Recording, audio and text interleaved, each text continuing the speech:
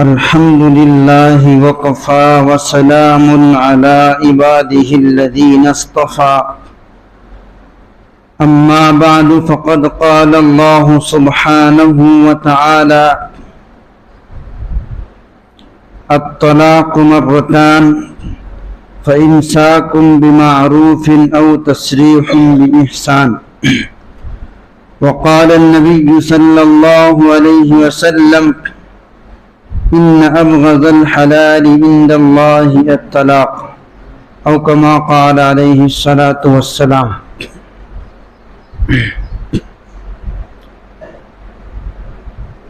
محترم و معزز بزرگوں اور دوستوں،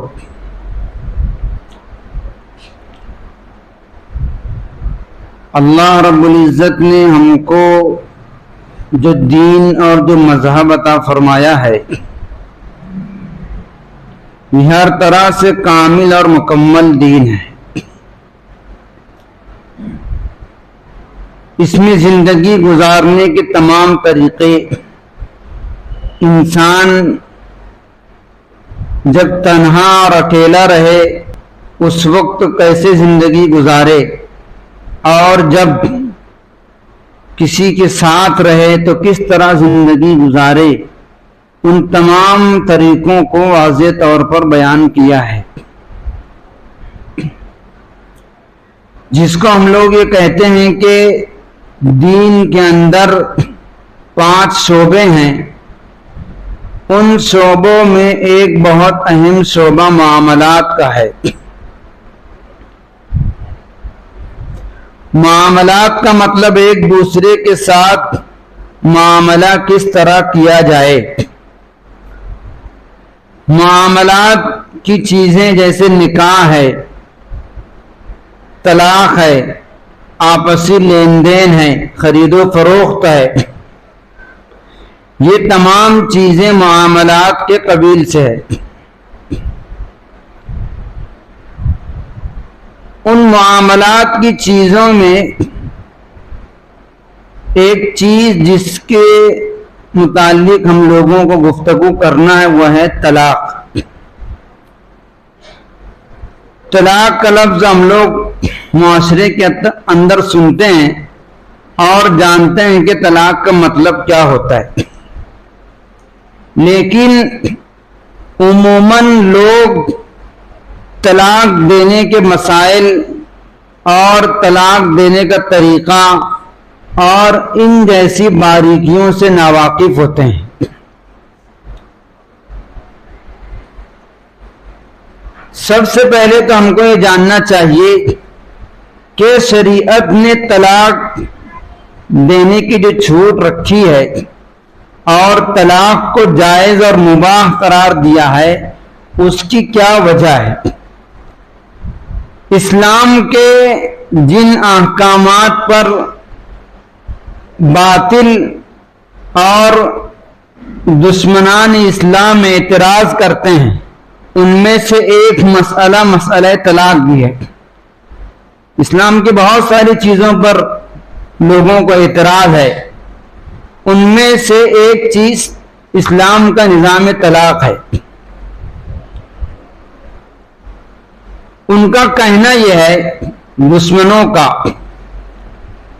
کہ طلاق ایک طرح سے عورت کے لیے ظلم ہے۔ اگر انسان اپنی بیوی کو طلاق دے دیتا ہے تو یہ اس کے اوپر ظلم ہے،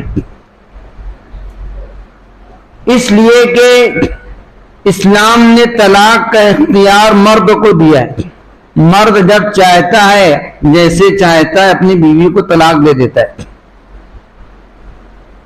اگر ہم صرف اتنی بات جانیں تو ہم کو بظاہر لگے گا کہ دشمن صحیح کہتا ہے کہ اسلام نے عورتوں پر طلاق کا نظام کو جاری کر کے ظلم کیا ہے، لیکن اگر ہم حقیقت میں غور کریں اور طلاق کی گہرائی کو سمجھیں کہ اسلام کا نظام طلاق کیا ہے تو ہم کو سمجھ میں آئے گا اسلام کا انصاف اور اسلام کی خوبی۔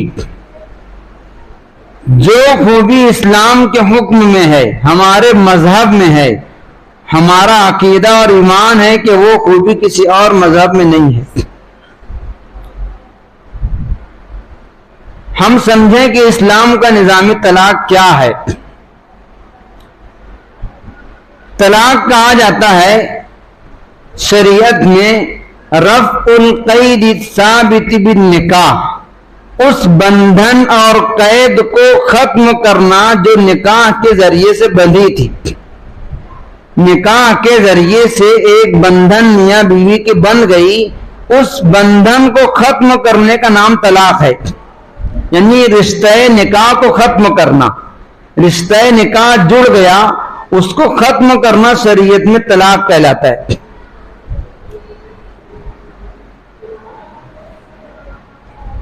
نکاح کر لینے کے بعد کبھی کبھی میاں بیوی میں ایسے واقعات پیدا ہوتے ہیں، ایسے واقعات رونما ہوتے ہیں کہ جس کی وجہ سے دونوں کا ایک ساتھ رہنا دشوار ہو جاتا ہے. دونوں کا مزاج ملتا نہیں ہے. کئی واقعات اس طرح کے ہوتے ہیں. اب دونوں کا مزاج نہیں مل رہا ہے. ہر طرح سے کوشش کر لی گئی کہ دونوں کسی طرح سے ساتھ میں رہ جائیں، نبھا لیں. ہر طرح کی کوشش ناکام ہو گئی. دونوں کسی طریقے پر ساتھ رہنے کے لیے تیار نہیں ہیں. اب ان کو کیا کرنا چاہیے؟ اگر آپ یہ کہتے ہیں کہ اس کو ختم کرنے کا کوئی طریقہ نہیں ہے، جیسے اسلام کو چھوڑ کر کے دیگر اور مذاہب میں نکاح سے نکالنے کا کوئی طریقہ نہیں ہے. اب ان کے مذاہب کے لحاظ سے اگر کبھی میاں بیوی کی انبن ہو جائے اور جمے نہ کسی طریقے سے بھی، آخری حد تک سمجھانے کے بعد بھی دونوں رہنے پر راضی نہ ہوں، دونوں الگ تھلگ رہتے ہوں، اب وہ چاہتے ہیں کہ ہم جدا ہو جائیں اور لڑکی کسی اور سے نکاح کر لے، لڑکا کسی اور سے نکاح کر لے اور اپنی چین کی زندگی گزاریں، تو ان کے مذہب میں کوئی طریقہ نہیں ہے لڑکی کو آزاد کرنے کا، لڑکی کو نکاح سے نکالنے کا. اب یا تو دونوں ویسی زندگی گزار لے میں ٹینشن میں رہ کر، اور یا تو کسی ایک کو مار دو، قتل کر دو، پھر دوسرا کسی سے نکاح کر لے گا. یہی کر سکتے ہیں، اس کے علاوہ اور کوئی طریقہ نہیں ہے. آپ اسلام میں اگر دیکھتے ہیں تو اسلام نے ایسے نازک وقت کے لیے طلاق کو مشروع قرار دیا ہے کہ اب ایسے موڑ پر پہنچ گئے کہ دونوں ساتھ میں کسی طریقے سے رہ نہیں سکتے، تو اب عافیت اسی میں ہے کہ دونوں کو جدا کر دیا جائے، دونوں کو الگ کر دیا جائے. الگ کرنے سے یہ ہوگا کہ نکاح ختم ہو جانے کے بعد دونوں اپنی مرضی سے کسی اور جگہ نکاح کر لیں گے اور سکون کی زندگی گزاریں گے. وہ بہتر ہے بنسبت اس کے کہ دونوں اسی طرح کڑ کڑ کر زندگی گزاریں. یہ اسلام کا نظام طلاق ہے. اسلام نے طلاق کو جو مباح قرار دیا ہے، جائز قرار دیا ہے، اس کی بڑی وجہ یہ ہے کہ ایسے وقت میں جب دونوں کسی طریقے سے ساتھ نہیں رہ سکتے، اب آخری حل یہ ہے کہ دونوں کو جدا کر دیا جائے. ایسے وقت کے لیے بھی اسلام نے طلاق کو ڈائریکٹ جائز قرار نہیں دیا کہ آپ پہلے مرحلے میں جب دونوں میں دشواری ہو اور نہ بنے تو سیدھے طلاق کا راستہ اختیار کریں. درجہ بدرجہ شریعت نے رہنمائی کی ہے. سب سے پہلے تو شریعت نے اس بات کا اہتمام کیا ہے کہ آپ نکاح کریں تو یہ بات ذہن میں رکھ کر کریں کہ میرا نکاح وقتی نہیں ہے. 1 سال 2 سال 10 سال 15 سال رکھ کر کے چھوڑ دینے کے واسطے نکاح نہیں کیا، بلکہ زندگی کے آخری سانس تک ساتھ نبھانے کے واسطے نکاح کیا ہے. یہ اشارہ ہم کو اس وقت دیا جاتا ہے جس وقت ہمارا نکاح ہوتا ہے اور نکاح کے اندر خطبے کی آیات پڑھی جاتی ہیں. جب بھی کسی کا نکاح ہوتا ہے تو خطبے کے اندر آپ لوگوں نے دیکھا ہوگا آیت پڑھتے ہیں، یا ایھا الذین آمنوا اتقوا اللہ حق تقاتی، اے ایمان والو اللہ سے ڈرو، تقوی اختیار کرو جتنا تقوی اختیار کرنے کا حق ہے. وَلَا تَمُوتُنَّ إِلَّا وَأَنْتُمْ مُسْلِمُونَ، اور نہ مرنا مگر اس حال میں کہ تم مومن اور مسلم ہو۔ مسلمان کہتے ہیں فرما بردار کو، اطاعت شعار کو۔ تم نہ مرنا مگر اس حال میں کہ اسلام کی حالت میں ہو، فرما برداری کی حالت میں ہو۔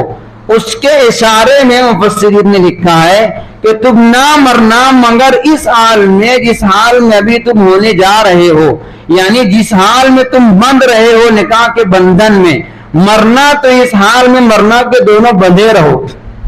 اسلام نے پہلی کوشش یہ کی ہے کہ اگر تمہارا نکاح ہو رہا ہے تو نکاح وقتی نہیں ہے، بلکہ دونوں کی آخری سانس تک کے لیے نکاح ہے، کہ دونوں ساتھ میں زندگی آخر تک گزاریں۔ سب سے پہلا درجہ یہ ہے، لیکن ہر ایک اس بات کو جانتا ہے کہ میاں بیوی میں کبھی کبھی تکرار ہوتی ہے، جھگڑا ہوتا ہے۔ شاید ہی کوئی ایسا ہو کہ جس کی کبھی کسی اپنی بیوی سے تکرار نہ ہوئی ہو، بحث و مباحثہ ہوتا ہے، کبھی کبھی بیویاں نافرمانی بھی کرتی ہیں۔ ایسے وقت میں شریعت نے یہ نہیں کہا کہ تم ڈائریکٹ طلاق دے دو، درجے بتائے ہیں۔ واللاتی تخافون نشوزہن فعیذوہن، وہ عورتیں جن کی تم نافرمانی کا اندیشہ کرتے ہو، مطلب وہ تمہاری نافرمان ہے، بات نہیں مانتی، تکلیف دیتی ہیں۔ سب سے پہلا درجہ ہے فعیذوہن، ان کو نصیحت کرو، سمجھاؤ، دین کی باتیں بتاؤ، اپنی اہمیت بتلاؤ، یہ ان کو سمجھاؤ کہ ہمارا نکاح اور ہمارا جوڑ یہ وقتی نہیں ہے، یہ ہمیشہ کے لیے۔ کسی طریقے سے سمجھا بجھا کر کام چلانے کی کوشش کرو۔ فعیذوہن، اگر تم اس کو اختیار کر لیے، سمجھا لیے، سمجھانے سے کام نہیں چل رہا ہے، پہلا درجہ خود سے سمجھانا ہے، اپنے گھر میں سمجھانا ہے، باہر کے لوگوں کو جمع نہیں کرنا ہے۔ اگر اس سے کام نہیں چلتا، دوسرا درجہ وَاہْجُرُوهُنَّ فِي الْمَضَاجِعِ، ان کو بستر میں الگ کر دو، ان کے ساتھ سو مت، کچھ دن الگ الگ سو۔ ایسا ہوتا ہے کبھی کبھی کہ آپ اگر غصے میں الگ سوئیں تو بیوی متنبع ہو جاتی ہے کہ اپنے میاں ناراض ہیں، ایسا ہوتا ہے۔ تو دوسرا درجہ یہ اختیار کیا گیا کہ ان کا بستر الگ کر دو۔ بستر الگ کرنے کی کئی شکل ہے، تم گھر کے اندر بھی الگ الگ کر سکتے ہو، یا تم 2 دن مسجد میں آ کر سو جاؤ یا کہیں اور جا کے سو جاؤ، لیکن بستر الگ کر دو تاکہ لگے کہ ناراض ہیں، ناراضگی کا اظہار کرو، اس سے بھی کام چل جائے گا۔ اگر اس سے بھی نہیں کام چلا تو تیسرا درجہ بیان کیا وَاضْرِبُوهُنَّ، ان کو ہلکی مار مار سکتے ہو تنبیہ کے لیے، ایسی مار جس سے بدن پر نشان نہ پڑے، سخت مار مارنے کا بھی حکم نہیں ہے۔ تیسرا درجہ اختیار کیا کہ ان کو ہلکی مار مارو تنبیہ کے لیے۔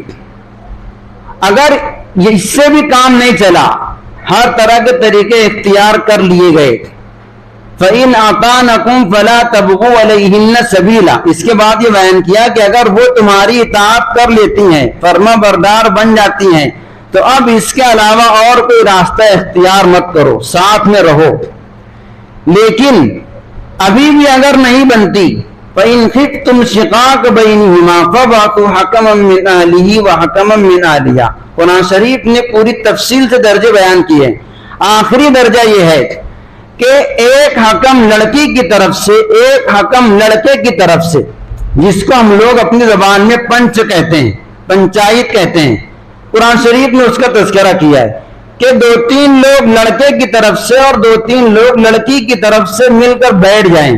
فَبَعْثُوا حَكَمًا مِّنْ أَهْلِهِ، ایک حکم لڑکے کی طرف سے، وَحَكَمًا مِّنْ أَهْلِهَا، اور ایک حکم لڑکی کی طرف سے، اس طرح سے مل کر کے بیٹھ جائیں، اور بیٹھنے میں ایسے لوگ ہوں جو اصلاح کرنا چاہتے ہوں۔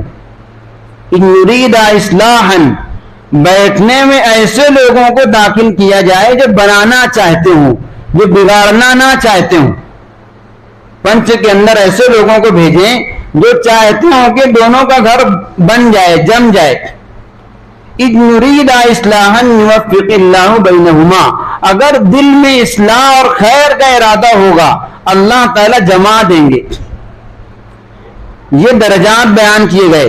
طلاق دینے سے پہلے اتنے درجات ہم لوگ اختیار کر لیے, سمجھا بھی لیے, آخر میں پنچ بھی بیٹھا لیے, لیکن اب بھی اگر دونوں رہنے کے واسطے تیار نہیں ہیں, دونوں بولتے ہیں کہ ہم لوگ نہیں رہیں گے, ہمارا جمے گا نہیں, ایسے وقت میں اگر یہ کہہ دیا جائے کہ طلاق کا کوئی نظام نہیں ہے, تم جیسے چاہو ویسے زندگی گزارو جیسے دیگر مذاہب میں ہے, تو انسان کیا کرے گا؟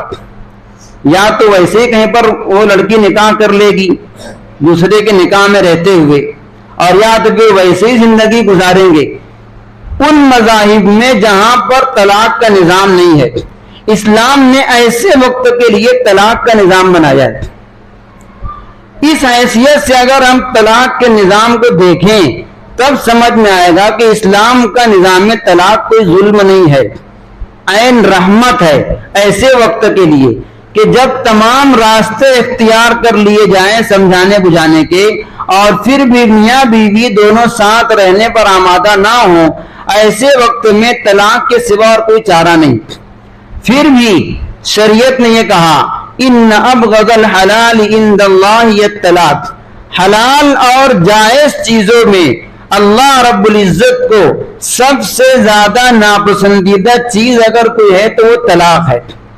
یعنی حلال ہے, جائز ہے, لیکن جتنی جائز چیزیں ہیں ان میں اللہ رب العزت کو سب سے زیادہ یہ چیز ناپسندیدہ ہے, اس لیے کہ بدرجہ مجبوری اس کو اختیار کرنے کا حکم دیا گیا ہے. مجبوری جب آ جائے, اس کے سوا کوئی راستہ نہ ہو, تب تم اس کو اختیار کرو. یہ کوئی ایسی چیز نہیں ہے کہ ذرا سی غصہ آیا اور آپ طلاق کا لفظ استعمال کر لیے, ذرا سی تکرار ہوئی تو آپ طلاق کا لفظ استعمال کر لیے, ذرا سی دونوں کے اندر کچھ انبن ہوئی اور ضد ہوئی تو آپ طلاق کا لفظ استعمال کر لیے. یہ ہمارے معاشرے کی خرابی ہے کہ اس کو ہم لوگ بہت نارمل سمجھتے ہیں. شریعت نے اس کو بہت آخر درجے میں جا کر کے اس کی اجازت دی ہے کہ اب تم طلاق کا راستہ اختیار کر سکتے ہو, جب تم نے اتنے تمام طریقے اختیار کر لیے اور اب بھی بات بننے والی نہیں ہے. ایسے وقت میں شریعت نے کہا ہے کہ تم طلاق کے حکم کو استعمال کرو, اور شریعت نے اس کا طریقہ بتلایا ہے کہ تم کس طریقے سے اپنی بیوی کو اپنے نکاح سے جدا کر سکتے ہو. شریعت نے کسی بھی حکم کو مطلق بیان نہیں کر دیا, اس کے طریقے اس کے مسائل بتلائے واضح کیے ہیں. ایسے وقت میں جب ہم کو مجبوراً طلاق کا راستہ اختیار کرنا پڑے, ہم لوگ عام طور سے جانتے ہیں کہ 3 طلاق دینے سے ہی بیوی نکاح سے نکلتی ہے. عام طور سے جو لوگوں کے علم میں ہے وہ یہی ہے کہ 3 طلاق جب تک نہیں بولیں گے تب تک ہماری بیوی کا رشتہ ہم سے ختم نہیں ہوگا اور دونوں کا نکاح ختم نہیں ہوگا, باقی رہے گا. یہ ہم لوگوں کی غلط فہمی ہے اور لا علمی ہے. ہم لوگوں کو اس بارے میں حقیقت کا علم نہیں ہے. طلاق دینے کے شریعت نے طریقے بیان کیے ہیں. طلاق کی 3 قسمیں ہیں, طلاق رجعی, طلاق بائن اور طلاق مغلظہ. یہ سب الفاظ آپ لوگ کے لیے بالکل نئے ہوں گے, اس لیے کہ ہم نے کبھی طلاق کے مسائل سنے ہی نہیں. سب سے پہلے طلاق رجعی ہے, الطلاق مرتان. قرآن شریف کہتا ہے طلاق مرتان. اگر تم کو کبھی طلاق دینے کی نوبت آ جائے اس درجے میں تو طلاق دینے کا احسن اور بہتر طریقہ یہ ہے کہ تم اپنی بیوی کو 1 طلاق دو. 1 طلاق دو ایسے وقت میں کہ بیوی پاکی کے ایام میں ہو. عورتیں 2 ایام سے گزرتی ہیں, کبھی ان کو پاکی کے ایام رہتے ہیں اور کبھی ناپاکی کے ایام رہتے ہیں, یہ ہم سب جانتے ہیں. تو طلاق دینے کا وقت شریعت نے بیان کیا, فَطَلِّقُوهُنَّ لِعِدَّتِهِنَّ. ان کو طلاق دو طلاق کے وقت میں.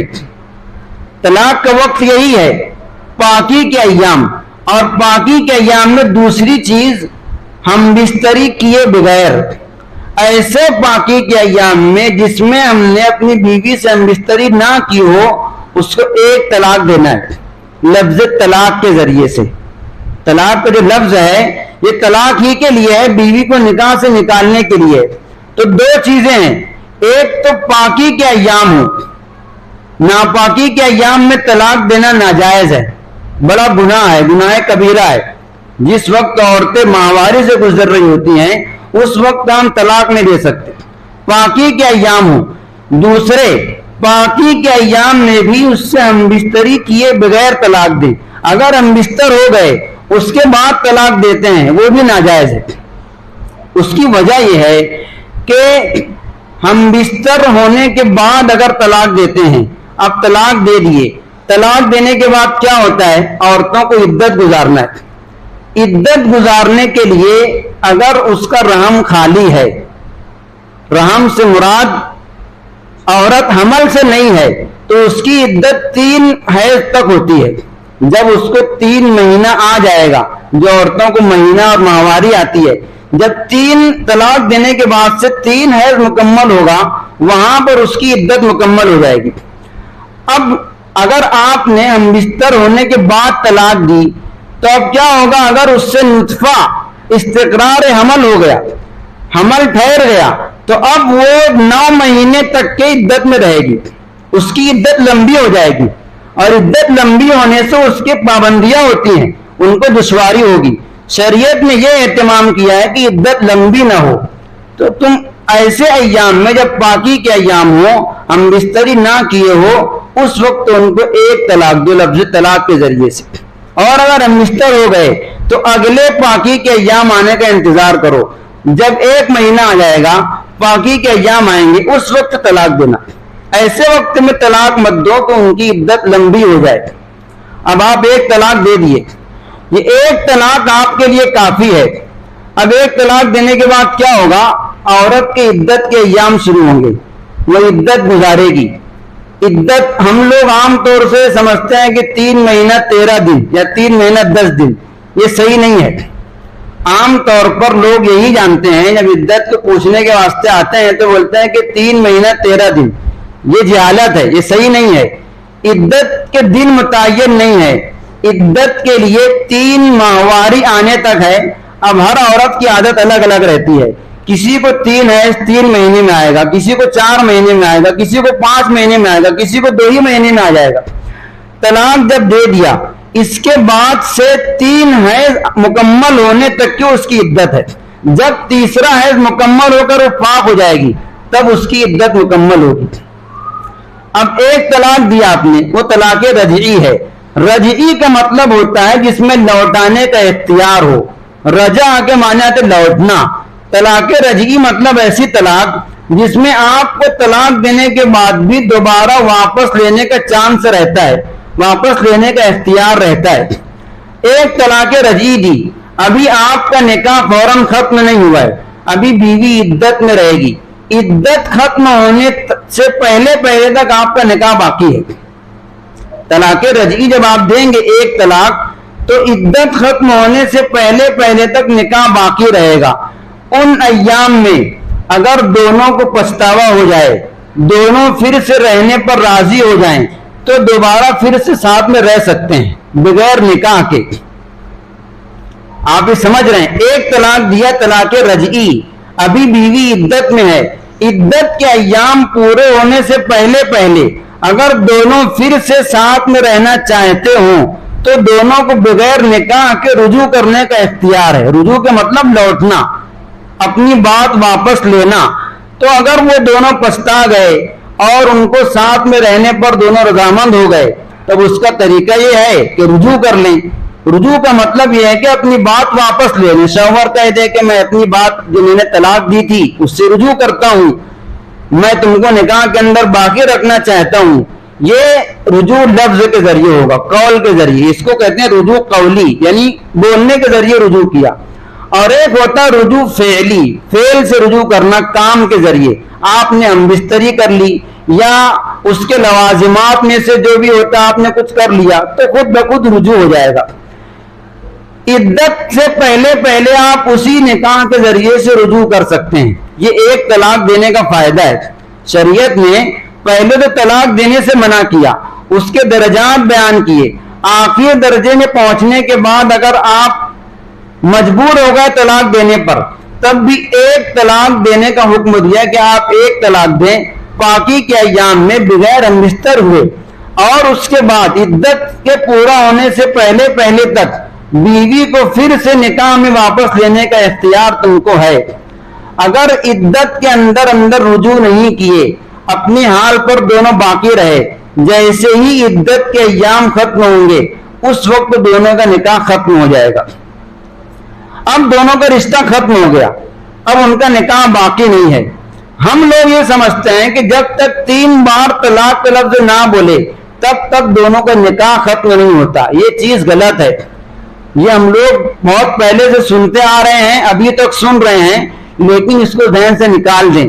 ایک طلاق کے ذریعے سے ہم نکاح کو ختم کر سکتے ہیں۔ ایک طلاق دیں، طلاق دے کر کے بیوی کو اپنے حال پر چھوڑ دیں، عدت کے ایام گزارے گی، عدت کے ایام میں آپ رجوع بھی کر سکتے ہیں، اور جیسے ہی عدت کے ایام ختم ہوں گے 3 حیض مکمل ہوگا، وہیں پر اس کی عدت ختم ہو جائے گی اور اب نکاح ختم ہو جائے گا۔ اب وہ لڑکی جہاں چاہے کسی اور سے نکاح کر سکتی ہے۔ ایک طلاق دینے کا فائدہ یہ ہوا کہ عدت کے اندر آپ رجوع بھی کر سکتے ہیں۔ عدت پوری ہونے کے بعد نکاح ختم ہو گیا، اس کے بعد کبھی بھی اگر آپ پھر سے اسی لڑکی سے نکاح کرنا چاہیں تو صرف نکاح کے ذریعے سے اس کو اپنی زندگی میں واپس لا سکتے ہیں، کسی اور چیز کی ضرورت نہیں ہے۔